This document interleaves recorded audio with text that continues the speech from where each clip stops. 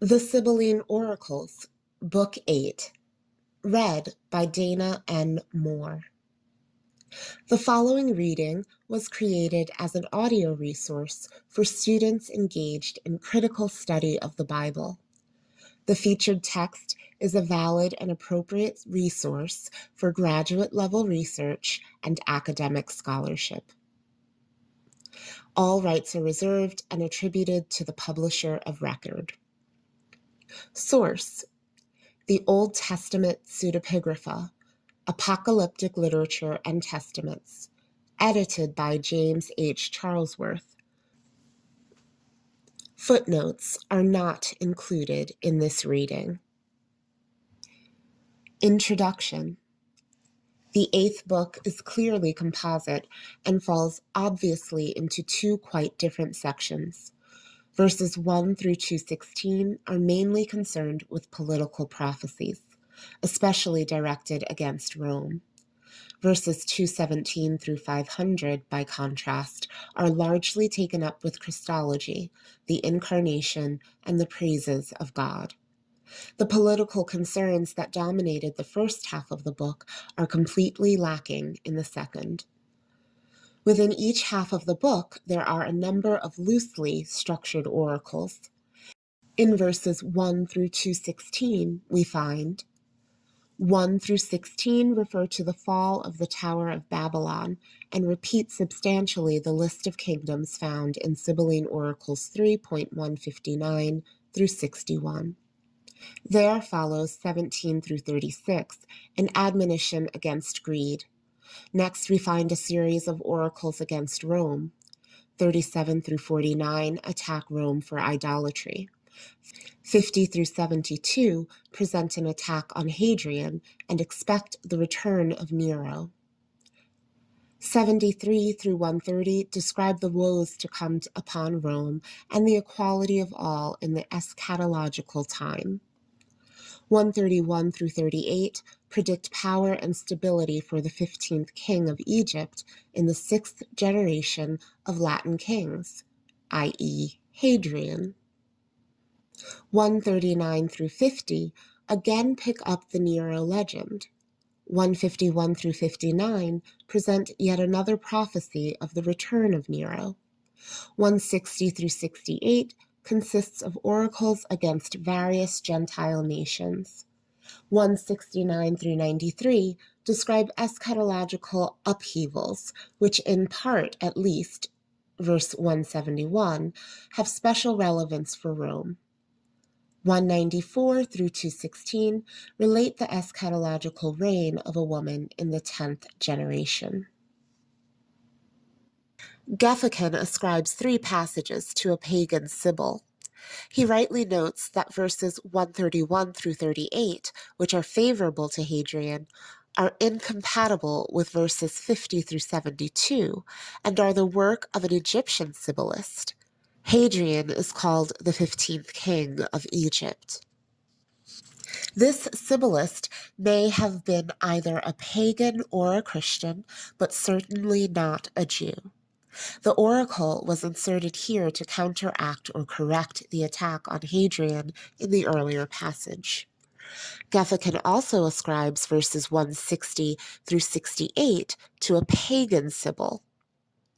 These are typical Sibylline verses, the cliches of the genre. They could indeed be taken over from a pagan Sibyl, but could just as easily have been composed by a Jew or a Christian. In fact, several of these verses seem to be taken from, or modeled on, earlier Jewish Sibyls, 160 from Sibylline Oracles 4.101, 162 from 5.17, 164 cf. 3.371, 165f from 3.363f. A third passage that Geffican ascribes to a pagan Sibyl is the Nero oracle in verses 151 through 59. Geffican rightly notes that Nero is here presented in historical terms with little mythological elaboration. However, this is equally true of the other Nero passages in Sibylline Oracles 8, and does not necessarily require Gentile authorship. In the rest of the first half of the book, Gäffiken distinguishes the work of two Christian authors, one in verses 1 through 49 and 73 through 130, the other in 50 through 72, 139 through 50, 169 through 216, 337 through 58. This enables him to unite the two Nero passages, 50 through 72 and 139 through 50. But the differences which he alleges between the two sets of oracles are exceedingly vague. The persistent interest in Rome rather suggests that the entire first half of the book, except for verses 131 through 38, is a unified work. Gäffiken assumes that all this material is Christian. The only evidence to support this view consists of a few random parallels with Christian apologists. Razak prefers to see the work as Jewish, while admitting that the eschatological reign of the woman in verses 194 through 216 could be Christian, under the influence of Revelation 17 through 18 and 21. The eschatological woman in Sibylline Oracles 8 could equally well be modeled on the oracle about Cleopatra in Sibylline Oracles 3.75 through 92, which was written by a Jew, but verses 196f, which refer to the sacred child who destroys the malignant abyss, seem clearly to presuppose the New Testament apocalypse. The eschatological passage in verses 205 through 8 also probably depends on Matthew 11:5, or alternatively on a Christian passage in Sibylline Oracles 1.353 through 55. However, the indications of Christian origin are confined to the eschatological passage in 194 through 216. Jewish authorship of the remainder of the first section of Sibylline Oracles 8 is supported by the animosity toward Hadrian in verses 50 through 59, although no explicit reference is made to the Jewish revolt. More significant is the fact that Nero in verse 141 is said to attack specifically the nation of the Hebrews. This reference excludes Gentile authorship, though not necessarily Christian. Since Sibylline Oracles 8.1 through 193 contains nothing that is specifically either Jewish or Christian, the question of authorship cannot be decisively settled. However, in view of the prominence of Christology in the rest of the book and in the Christian Sibylline oracles in general, the lack of Christian elements may be a significant indication of non-Christian authorship. We may conclude, then, that a slight balance of probability favors the Jewish authorship of Sibylline Oracles 8:1 through 2:16, with the exception of the Gentile oracle in verses 131 through 38, and the Christian eschatological section in 194 through 216. Verses 217 through 500. The second half of the book consists again of a collection of oracles, although separate authorship is not necessarily implied. We find 217 through 50, an acrostic poem that spells out with the initials of each line the words Lesos Christos thou huis soter starus. Jesus Christ, Son of God, Savior, Cross. 251 through 336, a long poem on Christ, including a sketch of his earthly career. 337 through 58, a description of eschatological disturbances. 359 through 428, a speech of God that concentrates on denunciation of idolatry. 429 through 55, a hymn in praise of God. 456 through 79, the Incarnation. 480 through 500 conclude the book with ethical and ritual exhortation. Gäffiken wished to ascribe the eschatological section in verses 337 through 58 to the author of the first half of the book. However, there is no positive reason for this attribution, since a number of verses in this passage recall the Christian Sibylline oracles too, especially in the punishment of the damned, verses 350 through 58. It should be thought to belong with the clearly Christian second half of the book. Date. The date of verses 1 through 216 can be fixed with some precision. Verses 65 through 74 envisage the return of Nero during the reign of Marcus Aurelius. Therefore, this oracle must have been written before the death of that emperor in 180 AD. Verses 148f say that Rome will have completed 948 years before it is destroyed. Strictly speaking, that should point to a date of AD 195. However, given that this destruction of Rome is still in the future and that Sibylline chronology is never exact, this statement is quite compatible with a date about AD 175. The latest possible date for the second half of the book is provided by Lactantius, who quotes extensively from the entire book. There is no closer indication of date. Gäffiken notes a similarity of style throughout the book and suggests that there were no great lapse of time between the various parts. Provenance. There is nothing to indicate the place of origin of Sibylline Oracles 8. Verses 131 through 38 were obviously written in Egypt, verses 138. But the rest of the work could have been written in any part of the Near East that was subject to Rome. Historical and theological importance. Sibylline Oracles 8.1 through 216 is a striking example of anti-Roman prophecy, which surpasses even Sibylline Oracles 5 in vehemence. The explicit basis for this polemic is not, as we might expect, Rome's violation of the sovereignty of any particular people, even the Jews, but rather her greed and social injustice, verses 18 through 36. In this respect, and also in the opposition of Rome in Asia, examples verses 72, Sibylline Oracles 8 continues the tradition of Sibylline Oracles 3.350 through 80. Rome is also attacked for idolatry, verses 43 through 49. But the sexual polemic of the earlier Sibylline Oracles is missing. The fate of Rome is that she will be cast down to the underworld, where she will be punished in fire and brimstone, 102. This punishment is evidently modeled on the individual tortures described.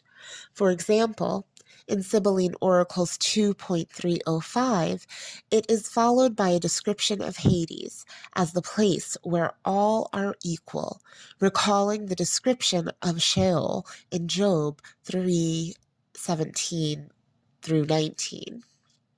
There are references to the resurrection of the dead in verses 83 and 170, but this section of Sibylline Oracles 8 shows little interest in the afterlife. The main theme is the coming destruction of Rome and the removal of its wickedness. The acrostic poem in verses 217 through 50 is the only example of this phenomenon in Sibylline Oracles, although acrostics were considered criteria for the authenticity of pagan Sibylline Oracles. The use of acrostics here reflects the desire of the Christian author to present his work as a Gentile oracle. Christian forgeries and interpolations of this sort aroused bitter disputes in apologetic debates. The remainder of the Christian oracles contain no striking doctrinal peculiarities. There is a polemic against idolatry in verses 377 through 98. Verses 404 through 8 recommend almsgiving and charity as a substitute for sacrifice.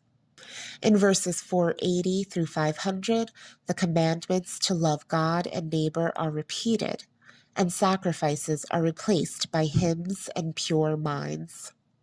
Sibylline Oracles 8 makes extensive use of the first 5 Sibylline books. The oracles against Rome are especially close to the tradition of Sibylline Oracles 3.350 through 80 and Sibylline Oracles 5. They also find close parallels in the Carmen Apologeticum of Commodian, a Christian apologist of the 5th century AD. The Sibylline Oracles, Book 8, Prophecy of World Kingdoms and Destruction. As the great wrath comes upon the disobedient world, I show forth the wrath of God to the last age, prophesying to all men, city by city. From the time when the tower fell and the tongues of men were divided into many dialects of mortals, first the Egyptian kingdom, then that of the Persians, Medes, Ethiopians, and Assyrian Babylon, then that of Macedonia, which boasted in great arrogance, then, fifth, the famous lawless kingdom of the Italians, last of all, will show many evils to all men, and will expend the toils of the men of all the earth. It will lead untiring kings of nations to the west, and will legislate for peoples and subdue all things. The mills of God grind fine flour, though late. Then fire will destroy everything, and reduce to fine dust the heads of lofty mountains and of all flesh. Admonition against greed. The beginning of evils for all will be love of gain and folly, for there will be a desire for deceitful gold and silver. For there is nothing that mortals preferred to these, not the light of the sun, not heaven nor sea, nor the broad earth whence everything grows, nor God who gives everything, begetter of all. Nor did they prefer faith and piety to these. It is the source of impiety and forerunner of disorder, deviser of wars, hostile troubler of peace, which alienates parents from their children and children from their parents. Even marriage will never be wholly honored apart from gold. Earth will have boundaries, and all the sea guards, craftily divided among those who have gold. As if wishing to have the much nurturing earth forever, they will ravage the poor, so that they themselves may acquire additional land and subject them by imposture. If the huge earth did not have its throne, far from starry heaven, men would not have equal light, but it would be marketed for gold and would belong to the rich, and God would have prepared another world for beggars. Oracle against Rome. One day, proud Rome, there will come upon you from above an equal heavenly affliction, and you will first bend the neck and be razed to the ground, and fire will consume you altogether. Laid low on your floors, and wealth will perish, and wolves and foxes will dwell in your foundations. Then you will be utterly desolate, as if you had never been. Where then will be the Palladium? What sort of God will save you? One of gold or stone or bronze? Or where then will be your senatorial decrees? Where the race of Rhea or Kronos or Zeus and all of those whom you revered? Lifeless demons, likeness of dead corpses, whose tombs ill-fated Crete will have as boast, worshipping senseless corpses with ritual enthronements. Hadrian.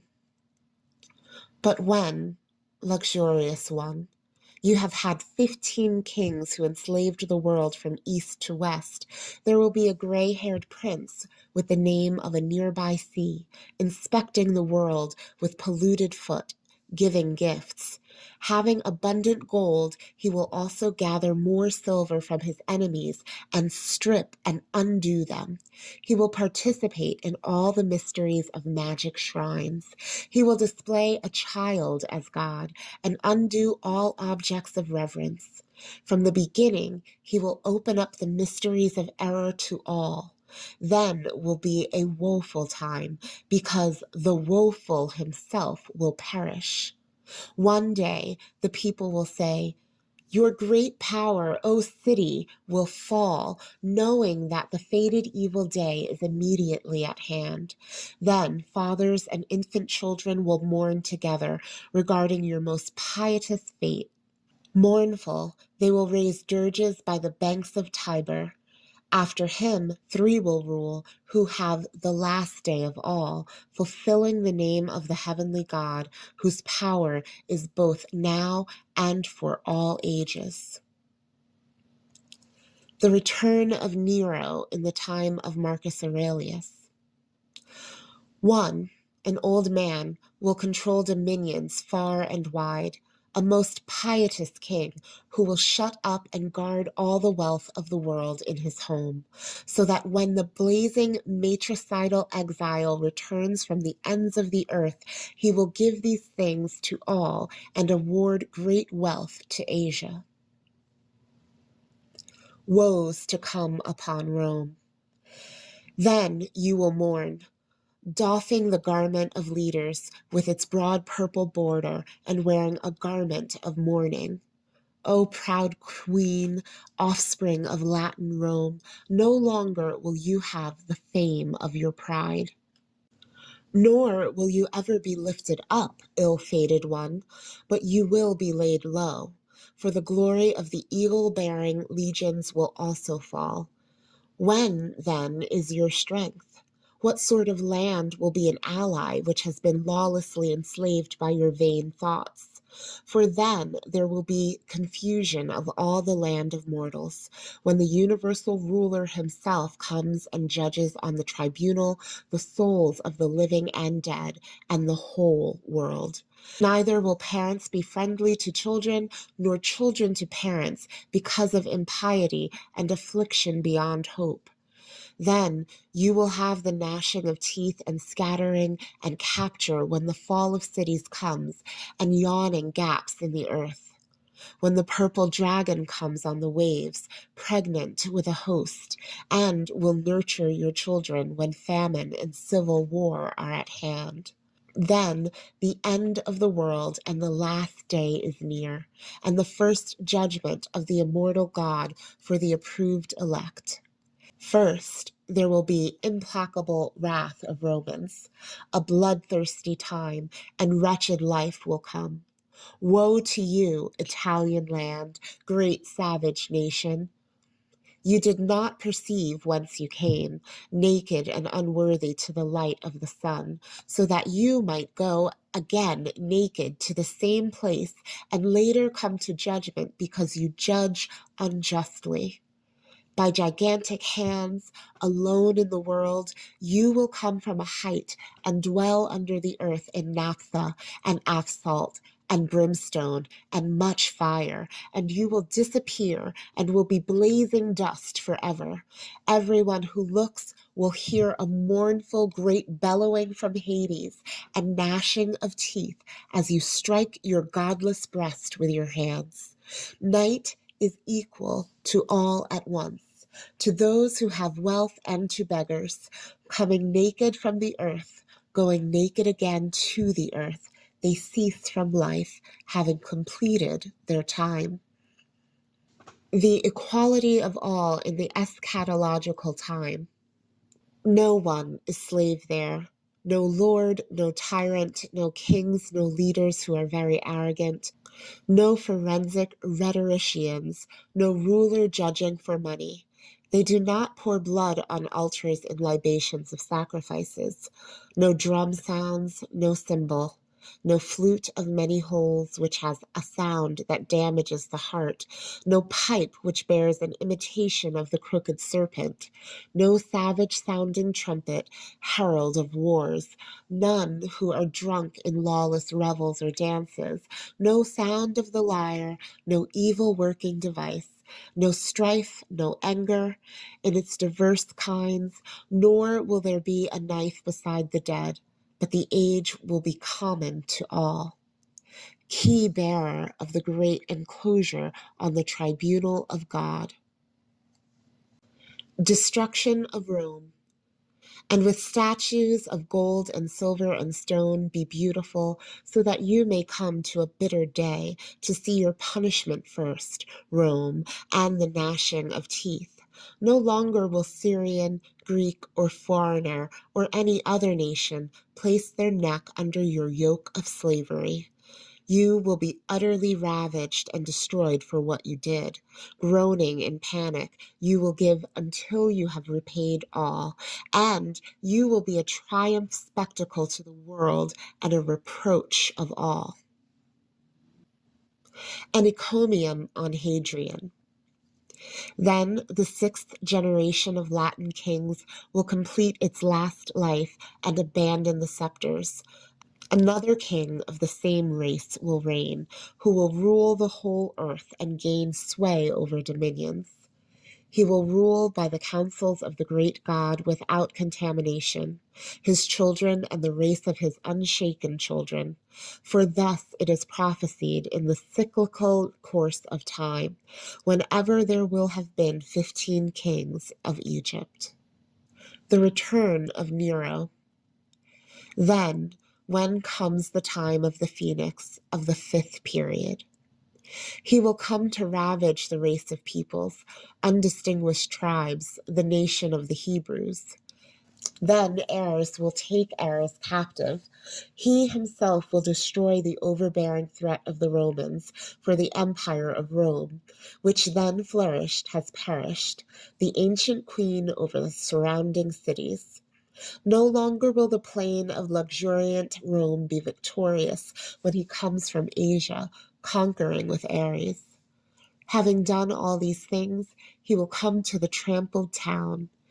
You will fulfill thrice 348 years, when an evil, violent fate will come upon you, fulfilling your name. Another oracle on the return of Nero. Alas, for me, thrice wretched one, when will I see that day, destructive indeed to you, Rome, and especially to all Latins? Celebrate, if you wish, the man of secret birth, riding a Trojan chariot from the land of Asia with the spirit of fire. But when he cuts through the isthmus, glancing about, going against everyone, having crossed the sea, then dark blood will pursue the great beast. The hound pursued the lion that was destroying the herdsman. They will take away dominion, and he will pass over to Hades. Oracles against various nations. A final but greatest evil will come upon the Rhodians, and for the Thebans, evil captivity awaits thereafter.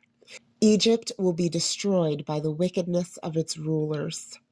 Also, like the men who afterward fled dire destruction, thrice happy was the man and 4 times blessed. Rome will be a street, and Delos inconspicuous, and Samos sand. Then later, also, evil will come upon the Persians. In return for overbearing pride, all arrogance will be destroyed. Eschatological upheavals. Then a holy prince will gain control of the scepters of the whole world for all ages, he who raised the dead.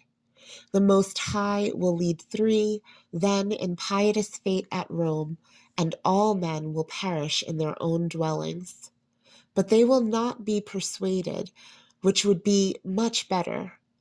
But whenever there rises upon all the evil day of famine and pestilence, hard to bear, and tumult, and then again the former wretched Lord will assemble the council and deliberate how he will destroy.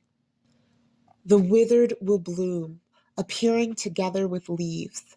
The floor of heaven will rain on the hard rock shower, and flame and many breezes on the earth, and an abundance of poisonous seeds throughout the whole earth. But they will act again with shameless spirit, not fearing the wrath of God or of men, abandoning modesty, desiring shamelessness, tyrants in fickleness and violent sinners, liars, lovers of faithlessness, evildoers, truthful in nothing, breakers of faith, ingenious at pouring out slander. They will not have surfeit of wealth, but shamelessly they will collect more. Under the sway of tyrants, they will perish. All the stars will fall directly into the sea, all in turn, and men will call a shining comet the star, a sign of much impending toil, war, and slaughter. May I not be alive when the abominable woman reigns. But rather then, when heavenly grace comes to rule, and whenever the sacred child, the destroyer of all, destroys the malignant abyss with bonds, opening it up, suddenly a wooden house will cover men round about. But when the 10th generation is within the house of Hades, thereafter the power of the female will be great. God himself will increase many evils for her when she is crowned and receives royal honor. The entire year will be an age turned upside down. The sun, seeing dimly, shines at night. Stars will leave the vault of heaven. A raging storm with many a hurricane will lay the earth desolate. There will be a resurrection of the dead, and most swift racing of the lame, and the deaf will hear, and the blind will see. Those who cannot speak will speak, and life and wealth will be common to all. The earth will equally belong to all, not divided by walls or fences, and will then bear more abundant fruits. It will give fountains of sweet wine and white milk and honey. And judgment of the immortal God. But when God changes the times, making winter summer, then all the oracles are fulfilled. But when the world perished. Acrostic poem on the judgment. Jesus Christ, Son of God, Savior, Cross. The earth will sweat when there will be a sign of judgment. A king will come from heaven who is to judge all flesh and the whole world forever when he comes. Both faithful and faithless men will see God, the Most High, with the holy ones at the end of time. He will judge the souls of flesh-bearing men on the tribunal when the whole world becomes barren land and thorns. Men will throw away idols and all wealth. Fire will burn up land, heaven, and sea, pursuing the hunt, and will break the gates of the confines of Hades. Then all the flesh of the dead, of the holy ones, will come to the free light. The fire will torture the lawless forever. Whatever one did secretly, he will then say everything, for God will open dark breasts with lights. A lament will rise from all and gnashing of teeth. The light of the sun will be eclipsed by the troops of stars. He will roll up heaven. The light of the moon will perish.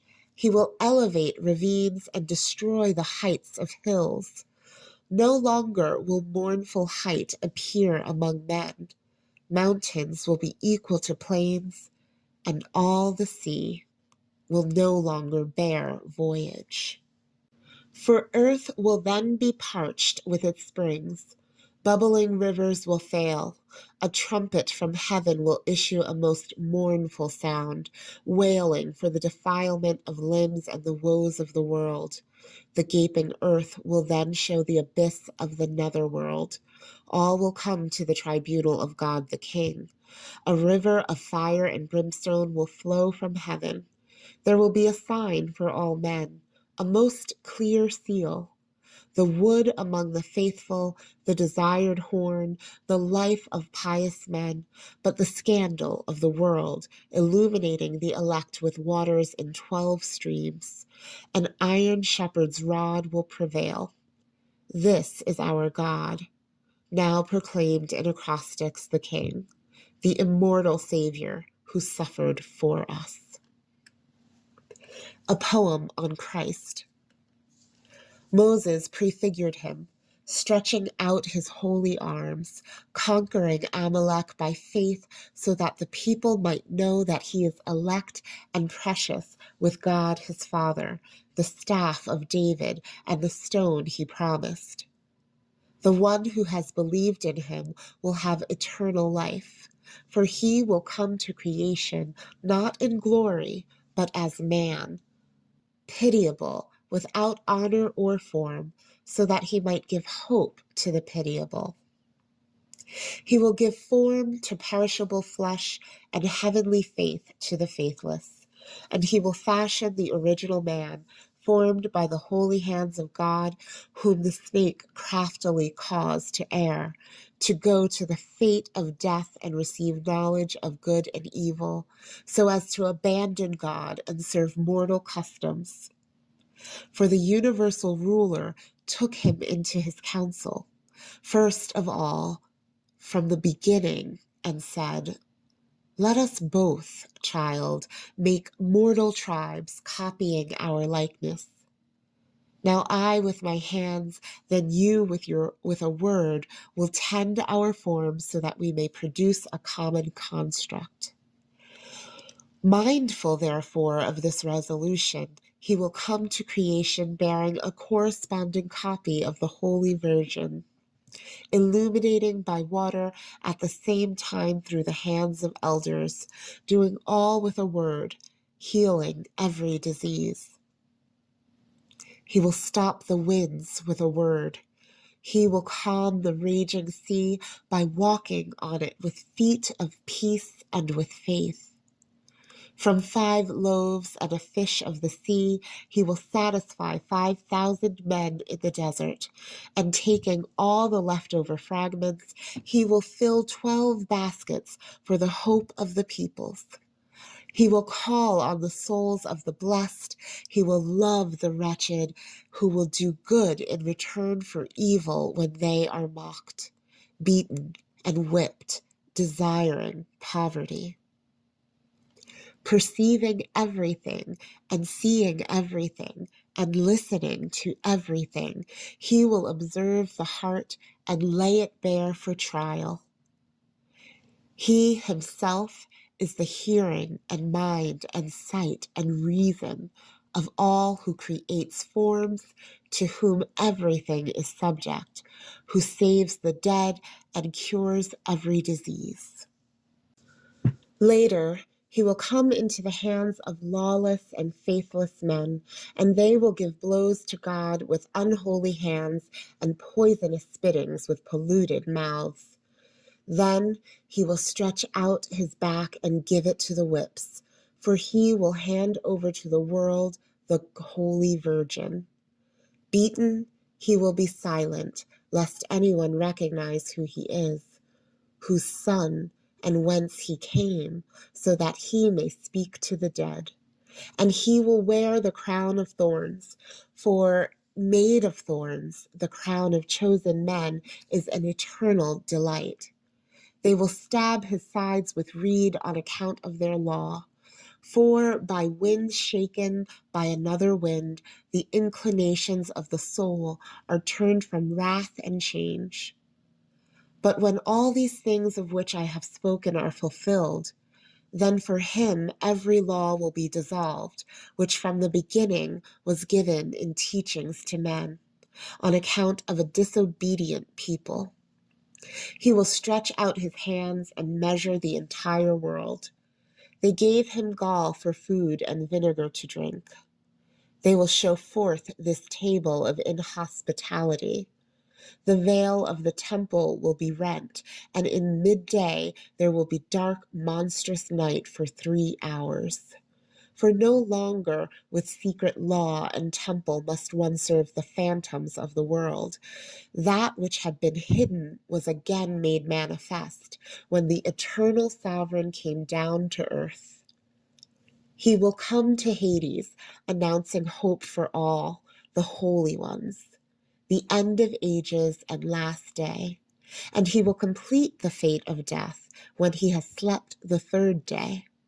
And then, returning from the dead, he will come to light, first of the resurrection, showing a beginning to the elect, having washed off their former vices with the waters of an immortal spring, so that, born from above, they may no longer serve the lawless customs of the world. First, then, the Lord was seen clearly by his own, incarnate as he was before, and he will show in hands and feet, incarnate as he was before, and he will show in hands and feet 4 marks fixed in his own limbs, east and west and south and north. For so many kingdoms of the world will accomplish the unlawful, blameworthy action as our archetype. Rejoice, holy daughter Sion, who have suffered much. Your king himself comes in, mounted on a fowl, appearing gentle to all, so that he may lift our yoke of slavery, hard to bear, which lies on our neck, and undo the godless ordinances of constraining bonds. Know that he is your God, as he is Son of God. Honor him and keep him in your heart, and love him from your soul, and bear his name. Set aside the former customs and wash from his blood, for he is not propitiated by your laments or prayers. Since he is imperishable, he pays no attention to perishable sacrifices, except when intelligent mouths bring forth a hymn. Know who he is, and then you will see the begetter. Eschatological disturbances. Then, in time, all the elements of the world will be bereft. Air, land, sea, light of blazing fire, and heavenly dome and night, and all days will rush together into one, into an utterly desolate form. For all the stars of luminaries will fall from heaven, and no longer will well-winged birds fly on the air, nor will there be walking on earth, for all wild beasts will perish. There will be no voices of men, or beasts, or birds. The world, in disorder, will hear no useful sound. The deep sea will resound with a great sound of threat. All the swimming creatures of the sea will die, trembling. No longer will a ship bearing cargo sail on the waves. The earth, being bloodied by wars, will bellow. All the souls of men will gnash their teeth with the wailings and panic of the lawless souls, dissolving with thirst and famine and pestilence and murders, and they will call death fair, and it will evade them. For no longer will death give rest to those, or night. Often they will make request of God who rules on high, in vain, and then he will manifestly turn away his face from them. For he gave 7 days of ages for repentance to erring men, through the intercession of the Holy Virgin. A speech of God against idolatry. God himself showed me all these things in mind, and he will fulfill all things which are spoken through my mouth. I know the recesses of earth and murky Tartarus. I know the number of stars and trees and how many tribes of 4-footed animals, swimming creatures and birds that fly, and men that are and that will be, and the dead. For I myself fashioned the forms and minds of men, and I gave great reason, and I taught understanding. I who formed eyes and ears, seeing and hearing and knowing every thought, and sharing the knowledge of all.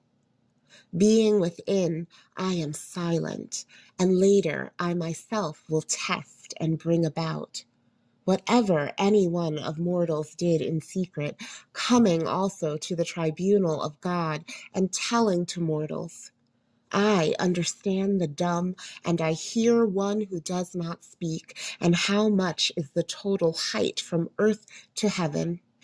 Beginning and end I know, I who created heaven and earth, for all things are from him.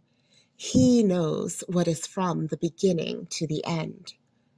For I alone am God, and there is no other God.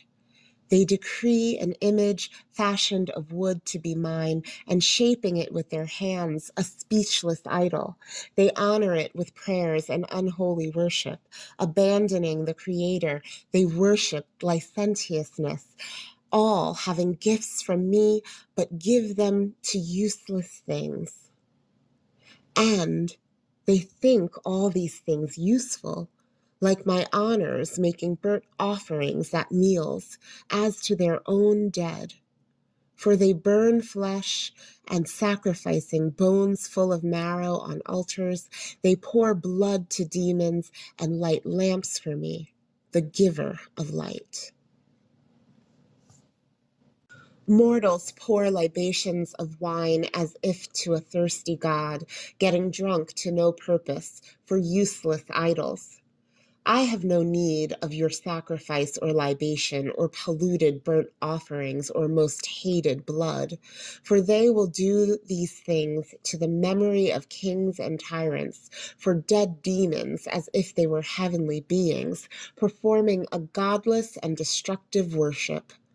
Godless ones also call their images gods, abandoning the Creator, thinking to have all hope and life from them, trusting in dumb and speechless things with evil result. They are ignorant of good end. I myself proposed two ways, of life and death, and proposed to the judgment to choose good life, but they turned eagerly to death and eternal fire. Man is my image, having right reason. Set for him, you, a pure and unbloodied table, having filled it with good things, and give the bread to the hungry, and drink to the thirsty, and clothes to the naked body, supplying them from your own labors with holy hands. Accept the afflicted and stand by the suffering, and provide for me, the living one, a living sacrifice. Sowing now on water, so that I may one day give you immortal fruits, and you will have eternal light and unfading life when I test all by fire. For I will melt all things and separate them into clear air. I will roll up heaven, open the recesses of the earth, and then I will raise the dead, having undone fate and the sting of death, and later I will come to judgment, judging the life of pious and impious men. I will set ram by ram and shepherd by shepherd and calf by calf near each other for trial. Whoever are convicted in the trial because they were exalted and stopped the mouth of all, so that they in envy could equally subject those who act in holy manner, ordering them to be silent, pressing on for gain, will depart then, as not approved by me. No longer will you say in sorrow, it will be tomorrow, or it happened yesterday, nor worry about many days, nor spring, nor winter, nor summer, nor autumn, nor sunset, nor sunrise. For I will make a long day forever. Light will be desired. Hymn to God. Self-begotten, undefiled, everlasting, eternal Master of heaven in might, measuring the fiery breath, He holds the scepter of thunder with a rough firebrand, and he soothes the peals of deep-sounding thunderbolts. Storming the earth, he restrains the rushing noises, and he dulls the fiery whips of lightnings. He contains the unspeakable pourings of showers and storms of icy hail, missiles of clouds, and attacks of winter. For they bear witness to each thing that you yourself decide to do and approve in your mind. With your Son, before all creation, you shared deliberations with equal breaths, fashioner of men and creator of life. Him you addressed with the first sweet voice from your mouth. Look, let us make a man like in all respects to our form, and let us give him the life-supporting breath to have. Though he is mortal, all the things of the world will serve him. When he is fashioned of clay, we will subject all things to him. These things you said to the word, and all was done in your heart. All the elements together obeyed your command, and eternal creation was arranged for a mortal creature. Heaven, air, fire, earth, land, and sea current, sun, moon, chorus of stars, mountains, night, day, sleep, waking, spirit, and motion, soul and intellect, skill and voice and strength, and wild tribes of living creatures, those of swimming creatures and birds, walking creatures and amphibians, and serpents and things of double nature, for all things were arranged spontaneously under your leadership. The Incarnation. In the last times he changed the earth, and coming late as a new light, he rose from the womb of the Virgin Mary. Coming from heaven, he put on mortal form. First, then Gabriel was revealed in his strong and holy person. Second, the archangel also addressed the maiden in speech. Receive God, Virgin, in your immaculate bosom. Thus speaking, he breathed in the grace of God, even to one who was always a maiden. Fear and, at the same time, wonder seized her as she listened. She stood trembling, her mind fluttered, while her heart was shaken by the unfamiliar things she heard. But again she rejoiced, and her heart was healed by the voice. The maiden laughed and reddened her cheek, rejoicing with joy and enchanted in heart with awe. Courage also came over her. A word flew to her womb. In time it was made flesh and came to life in the womb, and was fashioned in mortal form, and became a boy by virgin birth.